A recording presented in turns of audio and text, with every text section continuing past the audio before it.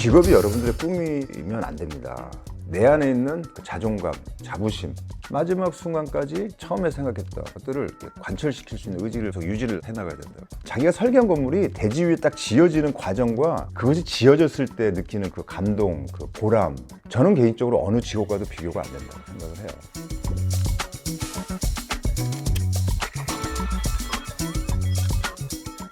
안녕하십니까. HS플랜 건축사사무소 대표 김경훈입니다.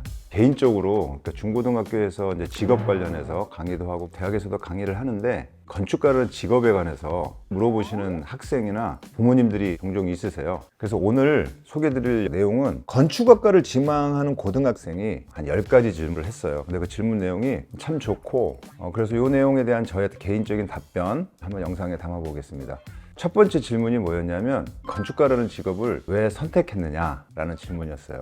그 당시에는 사실 그 과의 어떤 특성, 어떤 걸 공부하는지, 학과를 졸업하고 어떤 직업에 갖게 거의 정보가 좀 없었어요. 35년 전이니까. 이를 악물고 공부를 해서 서울대 건축학과를 이제 입학을 하게 됐죠. 그때 이제 이런 내용이 있었어요. 건축가는 공학적인 사고와 예술가적인 감각들이 같이 있어야 된다. 뭐 이런 식의 이제 어떤 그 과 소개가 있었어요. 근데 그게 이제 되게 끌렸어요, 저는. 두 번째 단계가 뭐였냐면 학교 다니면서 공부하면서 이 건축가라는 직업에 대해서 더 깊이 들여다봤죠. 한 번은 과제하는데 8시간 도면 그리는데 제가 8시간을 쓰더라고요. 그리고 지루하지 않고 굉장히 몰입하고 있고 설계하는 과정이 생각도 많이 해야 되고 이러는 과정인데 이게 굉장히 재밌더라고요. 그리고 마지막에 설계사무소를 다니면서 내가 건축가라는 직업을 갖겠다는 걸 다시 확인을 했죠. 이 부분에서 여러분들이 이제 기억을 해야 되는 게 직업이 여러분들의 꿈이면 안 됩니다. 직업이 아니라 역할에 대해서 꿈을 가져야 돼요. 그렇게 되면 그 역할이 여러분들의 직업을 선택하게 해줄 거예요. 두 번째 질문이 뭐냐면 직업에 도달하기 위해 가장 노력한 부분, 가장 필요한 역량이라고 생각되는 부분은 무엇인가요? 이렇게 질문을 했어요. 인간에 대한 깊은 이해를 바탕으로 한 소통 능력. 자신의 생각을 말과 글로 표현할 수 있는 능력이 가장 필요한 역량이라고 생각을 하고 어떤 직업이든지 사실 소통 능력이 되게 중요해요. 가장 노력한 부분은 대학교 때 책을 많이 본 것 같아요. 독서를 많이 했고 건축에 관련된 책도 많이 읽고 뭐 철학책이라든가 과학 관련된 책이라든가 전체적으로 인간의 삶이라는 것이 무엇인지 이해할 수 있고 결국은 폭넓게 보는 그것들이 필요하지 않나. 그리고 그런 것들을 담아낸 좋은 건축물들 그리는 거를 연습을 많이 했어요. 그러니까 예를 들면은 꼬르비제의 뭐 사보아라든가 라뚜레트라든가 루이스 칸의 유명한 건축물들, 핀란드의 유명한 건축가가 있어요. 알바 알토라고. 그 알바 알토의 작품들 중에서 내가 좋았던 작품들 그림 그려보고 평면도 있는 거를 투시도로 그리는 것까지 할 수 있도록 계속해서 연습을 했어요. 이거는 굉장히 중요한 능력이에요. 그리는 능력은 아까 말씀드렸던 표현 능력, 그 다음에 컴퓨터 활용 능력. 지금은 그 건축 설계 과정에서 컴퓨터가 굉장히 중요한 역할을 하거든요. 가장 필요한 역량이 3가지라고 말씀드릴 수 있을 것 같아요. 세 번째 질문이 직업의 장점과 어려운 점은 무엇인가요? 제가 생각하는 장점은 첫 번째가 새로 시작한다는 이 설레임. 이게 굉장히 최고의 장점이에요. 그러니까 매 프로젝트마다 건축은 항상 땅이 다르니까 같은 건물이라도 땅이 다르기 때문에 다르고 건축주가 다르기 때문에 다르고 건물의 기능이 다르기 때문에 다르고 항상 새롭게 시작하는 설레임. 그 새로운 프로젝트가 시작될 때 그 대지를 보기 위해서 그 땅으로 가야 돼요. 경우에 따라서 여러 번 가기도 합니다. 제대로 된 땅을 보려고 그러면 우리나라는 4계절이 있으니까 4계절을 가야 되고 저는 시간대별로도 가야 된다고 생각해요. 새벽에도 봐야 되고 밤에도 봐야 되고 그 대지를 보기 위해서 여행을 할 수 있다는 거. 그 다음에 세 번째, 이게 이제 건축의 본질이지. 자기가 설계한 건물이 대지 위에 딱 지어지는 과정과 그것이 지어졌을 때 느끼는 그 감동, 그 보람, 저는 개인적으로 어느 직업과도 비교가 안 된다고 생각을 해요. 근데 이제 어려운 점, 이 아까 말했던 소통 능력이라고 그랬잖아요. 여러 사람들과의 소통에서 그 사람들의 의도를 읽어내는 것이 제일 힘든 것 같아요. 건축물로 지어지는 과정에서 그분들이 말하는 표현하고 결과물하고 매치시키는 게 우리의 능력이거든요. 근데 잘 매치가 안 돼요. 어떤 분은 A를 얘기하면서 B로 표현을 하고 B를 원하는데 A로 표현하고 그래요. 그래서 잘 알아들어야 되고 건축가로서의 의도를 잘 설명해 줘야 되고 그런 게 어렵고 설계에서부터 건물이 지어질 때까지 몇 년은 걸리거든요, 보통. 처음에 설레임, 이 땅을 보면서 생각했던 그 설레임이 지어질 때까지 변하지 말아야 돼요. 근데 이게 쉽지 않아요. 굉장히 많은 사람들과 소통을 해야 되거든요. 내 초심이라는 이렇게 그릇이 있으면 부정적인 얘기 듣고 그러다 보면 이게 좀 하나씩 빠져나가거든요. 내 안에 있는 그 자존감, 자부심 뭐 이런 것들로 이거 다시 채워 넣어야 되거든요. 마지막 순간까지 처음에 생각했던 것들을 이렇게 관철시킬 수 있는 의지를 유지를 해나가야 된다. 위대한 예술가들, 그분들은 다 그 과정을 아주 잘 이겨낸 것 같아요. 어떻게 보면 이겨낸 게 아니라 그분들은 그게 그냥 좋아서 한 거니까 그런 성격의 것이 아니겠는가 이런 생각을 합니다. 이 직업이 가지고 있는 다른 가치는 무엇인가요? 건축은 역사적, 문화적, 경제적 여러 가지 측면에서 영향력이 굉장히 큰 거예요. 건축은 뭐 여러 가지 표현들이 있죠. 뭐 인간의 삶을 담는 그릇이다, 오지 않은 미래이다. 건축이 갖고 있는 여러 가지 가치들을 은유적으로 표현한 그걸 건축가들만 얘기하는 게 아니라 철학가들, 비평가들, 인문학자들 건축의 가치가 뭐냐라고 물어보면 공기와 같은 가치라고 저는 말씀드리고 싶어요. 우리가 아침에 눈을 뜨면 바로 보는 게 천장이에요. 화장실 가서 세면하고 바로 거실 나가서 창문을 열고, 그러니까 우리가 눈을 뜨자마자 경험하는 거는 건축이라고. 그리고 길 가면서 눈에 보이는 것들, 모든 공간이 건축 공간이라는 거죠. 영향력이 큰 건데 너무나도 우리와 익숙하기 때문에 의식하지 않는 거지, 공기처럼. 그래서 사람들이 너무나도 자연스럽게 받아들이고 있는 그 건축적인 환경을 내가 만들어 주는 거야. 조금 안타까운 게 이걸 누가 설계했지에 대해서 별 관심이 없어요. 건강한 사회에서는 인상적이거나 좋은 것들에 대해서 항상 누가 했지요? 찾아서 박수 쳐주고 수고했어요. 인정문화. 사실 우리나라는 인정문화가 굉장히 약하다고 생각해요. 그러니까 인정은 누가 할 줄 아는 거냐면 자존감이 있는 거예요. 어쨌든 공기와 같은 건축을 하는 것이 저는 건축가로서의 가치, 직업의 가치라고 생각을 합니다. 건축사 신문이 공기와 같은 건축 한번 읽어보세요. 건축사 사무소는 무슨 일을 하나요? 건축에 관련된 일들을 다 하죠.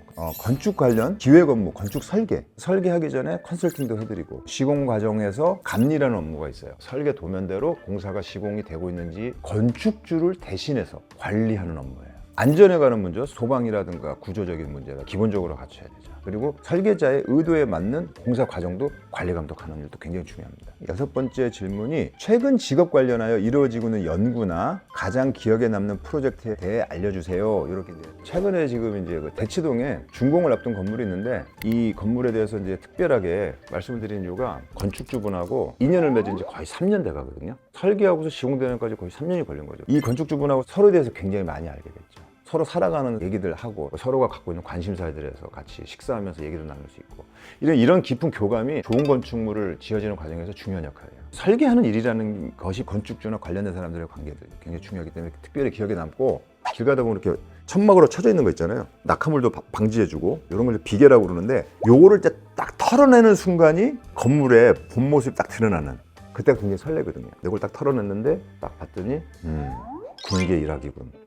현장 소장도 만족해하고 건축주분도 좋아하시고. 그 다음에 7번째 질문이 건축계가 주목하고 있는 최신 기술이나 트렌드가 있나요? 그것들의 전망은 어떨 것 같나요? 제가 아는 범위에서 말씀드리면 친환경 건축과 에너지 관련 건축 기술, 빠른 속도로 성장하고 있는 AI 설계 기술, 이런 기술들이 있어요. 이것에 관한 전망이 어떠냐? 전 지구적으로 지금 환경에 관한 문제가 있잖아요. 그리고 이제 에너지 관련된 대체 에너지도 찾아야 되고, 우리나라도 지금 열심히 노력하고 있는데 그것들은 아마 공간적으로 약간 영향을 줄 거라고. 근데 천천히 바뀝니다. 왜냐면 건물은 한 번 지어지면 40년, 50년을 가거든. 그러니까 수명이 아직 안 된 건물들은 새로운 기술이 적용되지 않겠죠. 기술은 빨리 발전하는데 건축은 좀 늦게 가요, 항상. 그 지어지는 시점이나 이런 것들이 적용되는 시간들이 있기 때문에 항상 약간 느리게 가는 그런 건데, 이런 새로운 기술들이 가져오는 거는 좀 시간이 걸릴 거다. 그렇지만 변화는 올 것이다. AI 설계 기술에 관련돼서는 건축가라는 직업에 대해서 대체가 가능하냐? 창의적인 분야의 직업들은 AI가 대체할 수가 없죠. 건축가가 AI를 다루는 기술에 관련된 노하우가 생겨야겠지. 논리적인 과정이라든가 결과물이 좀 집약돼 있는 거 할 수 있지만, 건축가라는 직업을 대체하지는 못할 거다. 그렇게 이제 말씀드릴 수 있고. 근데 우리가 살고 있는 공간들 있잖아요. 실존적인 공간이에요. 그래서 실제하는 것을 컨트롤하는 그 직업으로서의 건축가는 여전히 건재하게 남을 것이다라는 거. 굉장히 어려운 얘기죠. 건축학과를 지망하는 고등학생이 꼭 알았으면 하는 것이나 해주고 싶은 조언이 있나요?